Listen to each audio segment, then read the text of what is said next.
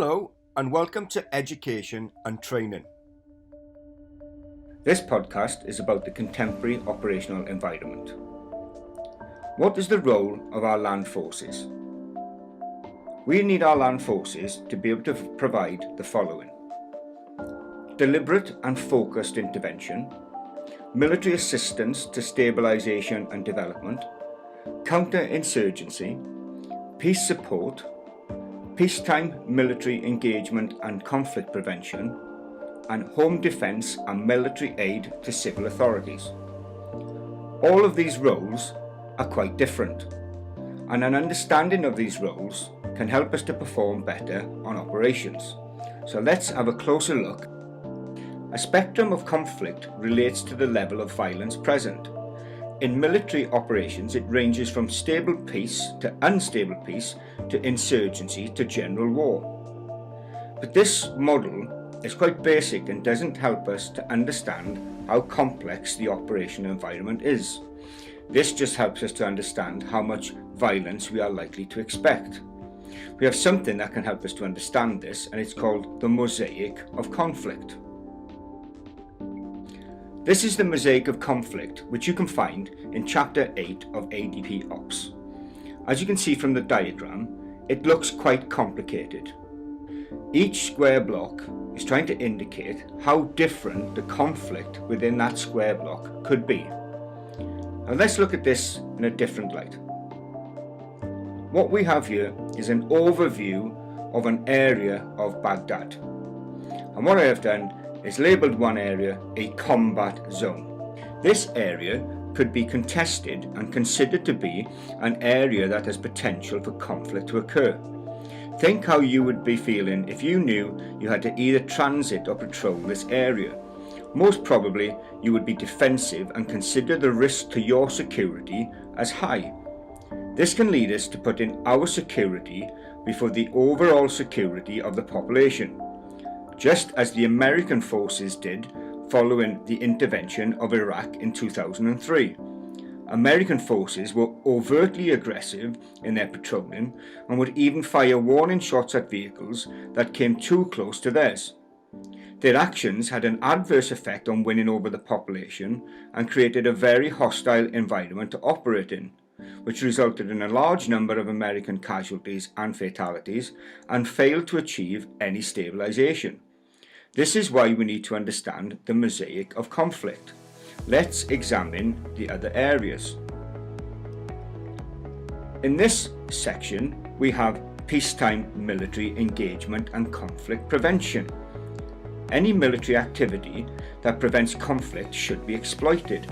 For example, in this area, there could be a company of Dutch soldiers working under the auspice of the UN, attempting to build relationships with local militias to counter terrorism. If UK forces are overly aggressive, they can hinder the development of such relationships and even turn the militias against our forces and allies. This area could be considered a counterinsurgency. Insurgent groups attempt to force political change through a mix of subversion, propaganda, and political military pressure. They aim to persuade or intimidate the population to support or accept change on their terms. The best approach requires securing the population. If we treat the population aggressively, they will turn towards the insurgents for support or likely become insurgents themselves. Western forces' actions in the past have created a phenomena described as the accidental guerrilla, where it has been estimated that as much as 80% of the enemy we face have been created from our own actions. Making sure the population feels secure is essential to our overall success.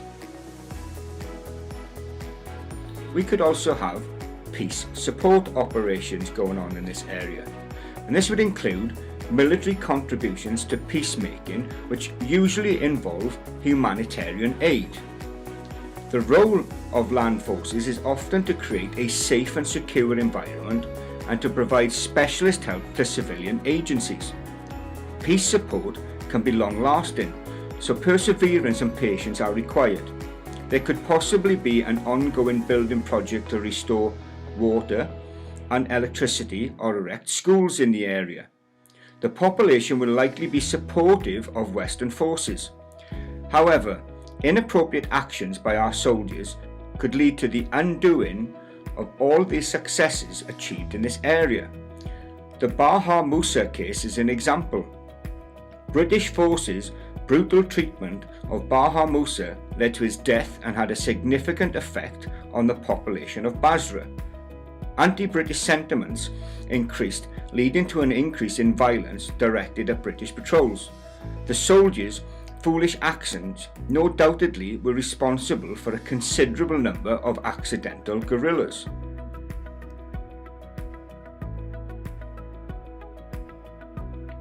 Direct intervention is action taken to exert influence over or to control a situation or activity. Focused intervention has limited objectives. These operations can be offensive, such as a strategic raid, perhaps to secure an objective briefly or to neutralize a specific threat. In our combat area, we can see that only area requiring aggressive action was this small isolated area in red. However, what has happened previously is the whole combat area has been viewed as an area that requires direct intervention. The insurgents can attack our forces in any of these areas, and that is why we have often made tactical mistakes. This is one of their major advantages that they seek to exploit. When responding to insurgents, if we fail to understand this mosaic of conflict, then we add to their advantage by alienating segments of the population. If we want to be successful on future operations, we must start to get this right and create strategic soldiers who react appropriately in the conflict zone.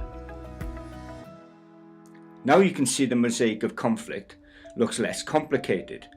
The diagram depicts lots of different areas with various different types of operations going on within them. All of these operations can then be affected by acute competition, hybrid threats, innovation, breakdown of boundaries and globalization. If you'd like to know more about these, then please go to ADP Ops Chapter 8 and read more into the mosaic of conflict. Other documents that can help to support your understanding of the future operating environment are the Future Character of Conflict, which is a document that aims to explain what conflict will be like in the future for our armed forces. This document has now been superseded by the Future Operating Environment and makes predictions up to 2035. The main prediction is that our forces will no longer have the technological advantage as our adversaries have changed the way they fight us. We will have to be smart, and this phrase that they use within this document is people will need to be the strategic edge. As well as the mosaic of conflict, aspects of the future operating environment can also help us to understand what conflict will be like in the future. And they come under the heading of the 5 C's. Congested. Our forces have usually sought to avoid congested battle space when we're trying to achieve freedom to maneuver. In the future, we will be unable to avoid being drawn into operations in the urban and littoral, where the majority of the world's population live and where political and economic activity is concentrated.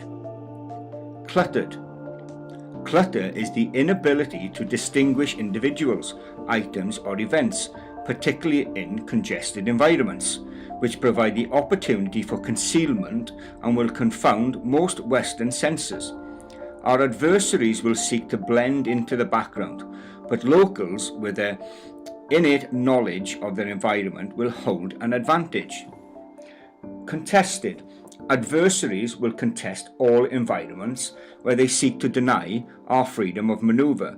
Technological diffusion and the innovative use of existing technologies will underpin this challenge. Connected. conflict will continue to gravitate towards centres of activity that will be threatened with attack and disruption, and will require protection and offer opportunities for exploitation. These range from critical military infrastructure such as air and seaports and satellite ground stations to strategic locations including centres of governance in urban areas. Constrained. In the complex battle space of the future, Western legal norms will place continued constraints on the conduct of operations. The increasing difficulty of discrimination between combatants and non-combatants is likely to require more extensive targeting, preparation, and the legal and moral requirements to take all feasible precautions in avoiding, or at least minimising, collateral damage will lead to the greater use of precision weapons. Well, that's the contemporary operational environment. There is a lot more for you to understand regarding this aspect. If you would like to find out more, then please go to the Future Operating Environment, perhaps read The Future Character of Conflict, or read the ADP Ops and the Counterinsurgency Manual. These are all good sources which will help you in your understanding of what's really happening on operations. If you've enjoyed this workshop, then please visit Education and Training for more options. And thank you for visiting.